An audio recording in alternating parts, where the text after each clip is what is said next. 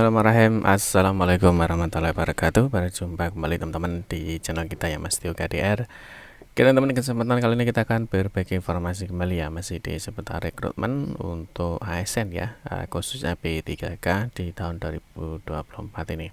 Dalam kesempatan kali ini teman-teman kita akan berbagi informasi. Ini tentunya hal yang sangat penting ya teman-teman ya, hal yang sangat krusial.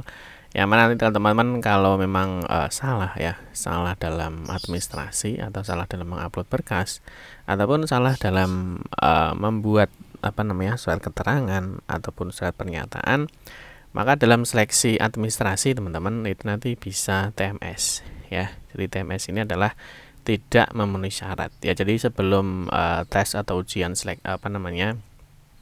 ujian itu ada seleksi administrasi ya. Jadi jangan sampai nanti teman-teman tidak lolos ya, tidak lolos atau TMS saat verifikasi berkas. Nah, nanti kita akan bahas teman-teman ya. Di sini ada dokumen atau berkas apa saja sih yang wajib diupload ya di laman SSCASN. Nah, ini tentunya nanti kita akan membahas teman-teman ya, untuk P3K Guru itu berkas dan dokumennya apa saja di tenaga kesehatan maupun di tenaga teknis. Nah, tentunya teman-teman harus memahami ya syarat dan ketentuannya nanti supaya teman-teman berkas atau dokumen yang diupload itu tidak gagal atau tidak memenuhi syarat atau TMS. Nah, tentunya yang perlu dipahami juga teman-teman ya, di mana sih nanti teman-teman itu harus mendownload filenya ya, atau contohnya itu di mana. Nah, nanti teman-teman seperti yang tak jelaskan tadi ya, jadi TMS itu kan tidak memenuhi syarat ya. Jadi nanti misalkan dalam seleksi administrasi, misalkan di sini dia tidak memenuhi syarat ya, misalkan karena kartu tanda penduduk atau identitas kependudukan tidak sesuai yang dipersyaratkan, misalkan ini contoh salah satu TMS. Nanti TMS kan banyak ya. Nah, jangan sampai nanti misalkan salah upload ijazah ya, salah upload surat keterangan, salah format dari surat pernyataan dan lain sebagainya ya, nanti kita akan bahas. Nah, seperti yang kita ketahui teman-teman, untuk jadwal P3K ya, tentunya untuk teman-teman yang di tahap 1 ya, tahap 1, nah tentunya jangan lupa untuk pendaftaran sampai dengan tanggal 20 Oktober 2024. Untuk yang di tahap 2, nah ini nanti masih sabar ya, masih nanti di 17 November sampai dengan 31 Desember 2024. Nah, untuk itu nanti kita akan bahas dokumen atau berkas apa saja sih yang wajib diupload di SSCASN supaya nanti teman-teman tidak TMS atau dinyatakan tidak lolos administrasi di dalam seleksi P3K tahun 2024. Untuk itu teman-teman silahkan simak video ini sampai dengan selesai. Baik rekan-rekan semua, kita ingatkan kembali ya, bagi kalian yang baru pertama kali ya bergabung di channel ini atau mungkin baru melihat channel ini, jangan lupa ya klik tombol like ya, silahkan klik tombol subscribe dan bunyikan lonceng notifikasinya ya, biar Anda selalu mendapatkan informasi pertama kali dari kami. Bagi kalian yang suka baca berita, silahkan kunjungi saja di laman resmi kita mastiukdr.com. Di sini kita akan berbagi informasi ya, khususnya di seputar dunia pendidikan. Selamat menikmati informasi dari kami dan semoga informasi ini bermanfaat ya untuk kita semua. Oke teman-teman, langsung saja kita bahas ya, untuk dokumen atau berkas apa saja sih yang wajib diupload ya di laman SSCASN. Ini untuk pendaftaran P3K ya, baik di tenaga guru, tenaga kesehatan maupun di tenaga teknis teman-teman ya. Oke, seperti yang tak jelaskan tadi ya, jangan sampai nanti ketika verifikasi berkas teman-teman dinyatakan TMS ya, karena ada persyaratan yang mungkin salah format ataupun salah melakukan berkas ya. Terus yang berikutnya seperti yang tak jelaskan juga ya, untuk jadwal jangan lupa diperhatikan ya. Jadi nanti kapan teman-teman harus melakukan pendaftaran, kapan harus melakukan seleksi dan lain sebagainya. Nah, kita akan bahas teman-teman ya, jadi berkas atau dokumen apa saja sih yang wajib diupload di laman SSCASN. Nah, sebelum ke sini teman-teman ya, perlu dipahami ya, teman-teman harus yang pertama harus membaca dan memedomi ya. Jadi harus membaca dan memedomi pengumuman ya. Nah, ini kita kasih contoh misalkan di Jawa Timur misalkan ya. Jadi teman-teman harus memahami ya, jadi pengumuman yang disampaikan di masing-masing instansi. Nah, saran saya teman-teman fokus saja di instansinya masing-masing.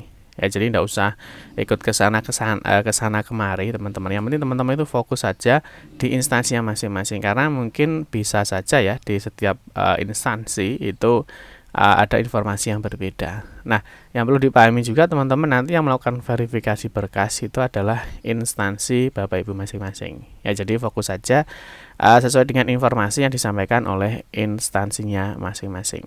Paham ya? Nah, teman-teman harus wajib memahami ini ya. Jadi harus membaca, memahami ya. Nah, nanti di dalam pengumuman itu pasti ada ya, ada persyaratan. Terus setelah persyaratan ya, mungkin di sini juga ada berkas-berkas apa saja yang perlu di-upload ya. Di sini misalkan ada ketentuan khusus, terus berikutnya di sini ada dokumen persyaratan yang wajib diunggah. Ini harus dipahami teman-teman ya. Nah, di sini kalau kita lihat ada kalau tidak salah sih ada 5, 6, 7, 8 ya. Di sini ada 8, sekitar 8 dokumen. Ini masih di setiap pengumuman di instansi itu ada. Nah, terus berkas apa saja teman-teman yang diupload di laman SSC ASN. Oke, kita akan lihat ya. Oke, yang pertama teman-teman, untuk melihat di laman SSC ASN ya. Nah, tentunya yang pertama teman-teman sudah memiliki akun ya.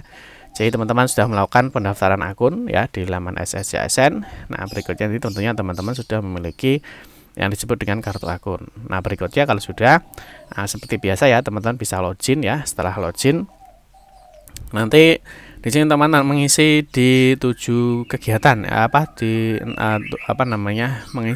mengisi 6 tahap ya. Jadi 6 tahap mulai dari biodata, terus ini seleksi, di formasi, riwayat, terus dokumen, terakhir ada resume atau melakukan finalisasi. Ya, jadi nanti ada 6 kegiatan yang wajib teman-teman lakukan. Nah, nanti kita akan bahas teman-teman untuk di bab dokumen ya. Jadi dokumennya untuk P3K guru itu apa, untuk P3K nakes itu apa, dan untuk P3K teknis itu apa saja. Oke ya. Oke, yang pertama setelah kita login ya di laman SSC ASN, yang pertama adalah pengisian biodata ya. Tentunya teman-teman sudah paham biodata apa saja yang perlu disiapkan. Nah, setelah biodata selesai ya, kita akan masuk di jenis seleksi ya. Jenis seleksi itu teman-teman silahkan disesuaikan ya, mau di P3K guru, P3K teknis, ataupun di P3K tenaga kesehatan. Ini ya. Nah, kalau sudah di jenis seleksi, teman-teman selanjutnya ya, teman-teman akan masuk di bagian formasi ya.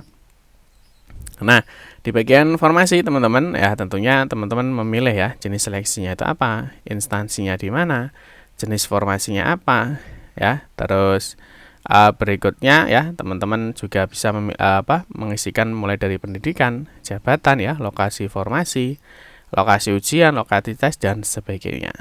Nah, jika semuanya sudah selesai teman-teman ya, maka teman-teman masuk di bagian riwayat ya. Jadi kalau formasi sudah selesai, masuk di bagian riwayat.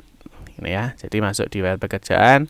Kalau misalkan ada ya silakan diisikan ya, terus dan lain sebagainya. Nah, terus untuk berkas atau dokumen yang diupload di laman SSC ASN, ini kita mulai dari P3K guru teman-teman ya.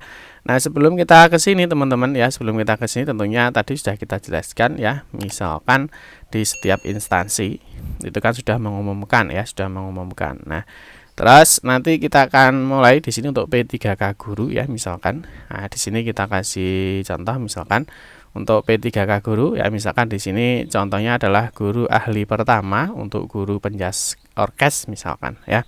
Nah, di sini teman-teman untuk jenis dokumen ya, ini yang diupload yang pertama adalah surat pernyataan ya. Nah, ini surat pernyataan sesuai dengan persyaratan instansi yang sudah ditandatangani dan diberi materai. Nah, di sini teman-teman yang sering salah itu adalah format dari surat pernyataan.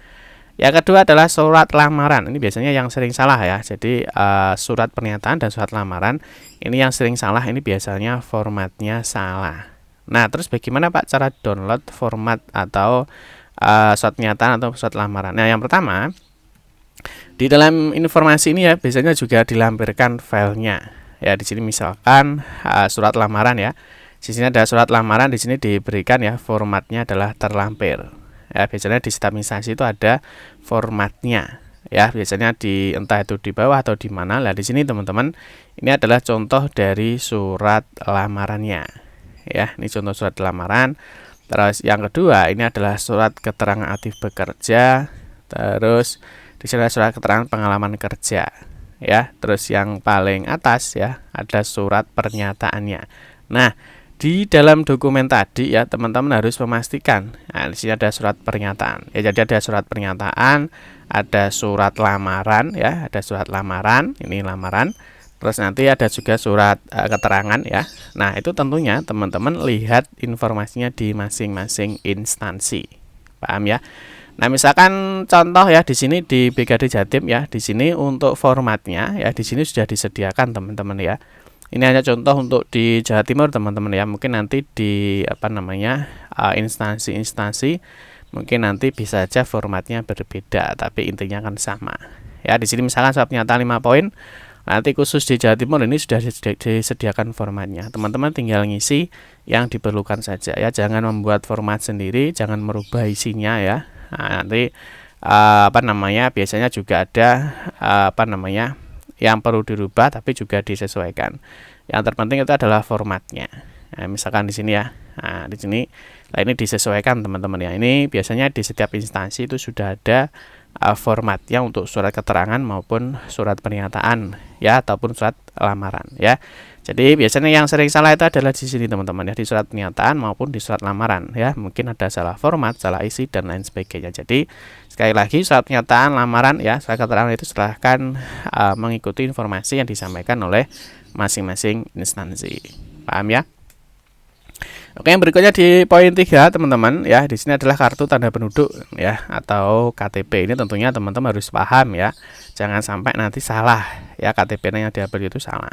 Yang poin 4 ini adalah ijazah asli teman-teman ya. Jadi ijazah asli bagi lulusan perguruan tinggi luar negeri wajib melampirkan ijazah yang telah disetarakan oleh kementerian yang menyelenggarakan urusan pemerintah di bidang pendidikan ukuran maksimal 100 KB. Jadi ini tipenya adalah PDF ya. Jadi di setiap file atau dokumen ini sudah ada ukurannya dan juga ada jenis filenya gitu ya.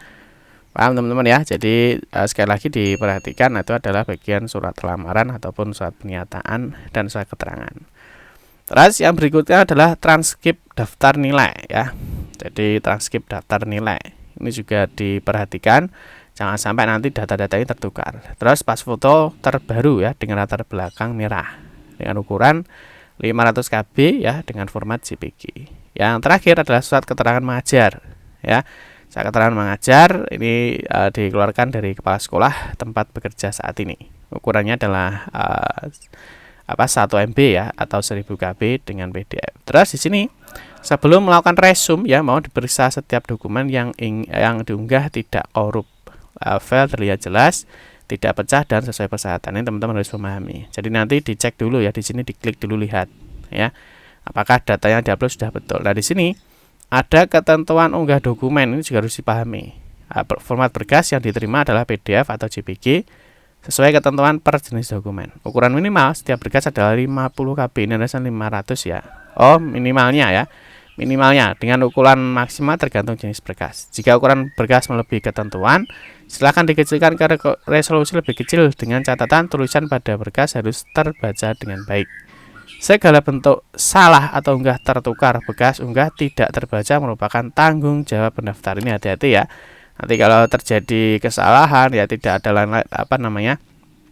tertukar salah unggah, ini merupakan kesalahan dari pendaftar, tidak bisa disanggah teman-teman ya. Jika sudah sesuai mengunggah, harap mengecek hasil unggahan dengan menekan tombol lihat. Jadi dicek dulu, dipastikan ya. Anda dapat mengunggah ulang berkas misalnya jika hasilnya tidak jelas, terpotong sesuai dengan keperluan sebelum mengakhiri pendaftaran. Ya, jadi teman-teman diperhatikan untuk persyaratannya dari berkas-berkas apa saja yang telah dilakukan upload, gitu ya.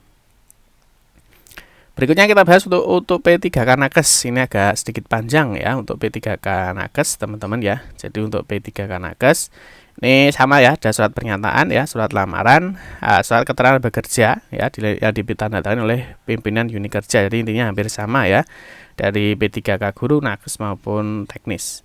Terus ada kartu tanda penduduk ya, sama KTP ya. Nah, dengan ukuran dan ketentuannya sudah disampaikan tadi. Terus di sini ada penugasan teman-teman ya. Jadi ada penugasan khusus di DTPK Kementerian Kesehatan, SK pengangkatan program afirmasi pendidikan tenaga kesehatan. Ini teman-teman bisa dicek ya. Nah, ini tidak ada informasinya wajib. Kalau teman-teman punya ya silahkan diupload, kalau tidak punya ya tidak apa-apa. Karena nanti yang wajib itu kan yang seperti ini. Yang warna merah-merah ini wajib. Di sini ada surat keterangan aktif bekerja, ada ijazah asli, transkrip daftar nilai, pas foto, surat tanda registrasi atau STR. Ini kelihatannya wajib ya. Jadi yang di nakes ini wajib. Terus saya lupa untuk P3K guru tadi teman-teman ya. Untuk P3K guru tadi nanti P3K guru ini ada tambahan satu lagi adalah sertifikat pendidik teman-teman ya. Serdik ini bagi yang punya ya. Yang di P3K guru tadi ada satu tambahan adalah serdik atau sertifikat pendidik bagi yang sudah memiliki serdik. Gitu ya. Ini untuk P3K nakes atau tenaga kesehatan ya. Jadi hampir sama ya persyaratannya. Nah, tentunya ada perbedaan. Ini kalau di nakes kan ada STR. Nanti kalau di guru ada sertifikat pendidik ya kalau sudah punya serdik. Tapi ini kalau STR kalau kita lihat semuanya wajib ya di nakes ya karena di sini ada informasinya wajib. Paham ya? Terus yang berikutnya yang terakhir adalah untuk di P3K teknis. Ini juga tidak jauh berbeda teman-teman ya untuk di P3K teknis.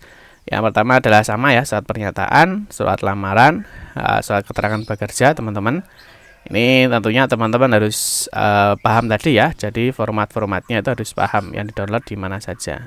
Terus ada KTP ya, KTP.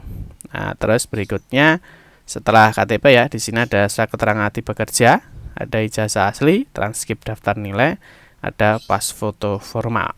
Ini adalah berkas-berkas atau dokumen yang wajib Bapak Ibu siapkan ya. Jangan lupa ya dibaca informasinya, terus ketentuannya. Nanti sebelum di resume atau diakhiri ya jangan lupa untuk dilihat dulu. Dipastikan apakah dokumen yang diupload ini sudah benar, sudah terlihat dengan jelas, bisa dibaca ya. Jadi tidak blur, tidak buram, tidak tertukar ya. Sehingga nanti teman-teman tidak dinyatakan TMS. Itu teman-teman ya. Jadi informasi ya mengenai dokumen atau berkas apa saja sih yang wajib diupload di laman SSCASN untuk P3K guru, nakes maupun di tenaga teknis. Demikian informasi yang dapat saya sampaikan. Semoga informasi ini bermanfaat. Mohon maaf jika ada salah-salah kata dalam memberikan informasi dan penjelasan. Kita berjumpa kembali di video-video berikutnya. Saya akhiri. Wassalamualaikum warahmatullahi wabarakatuh.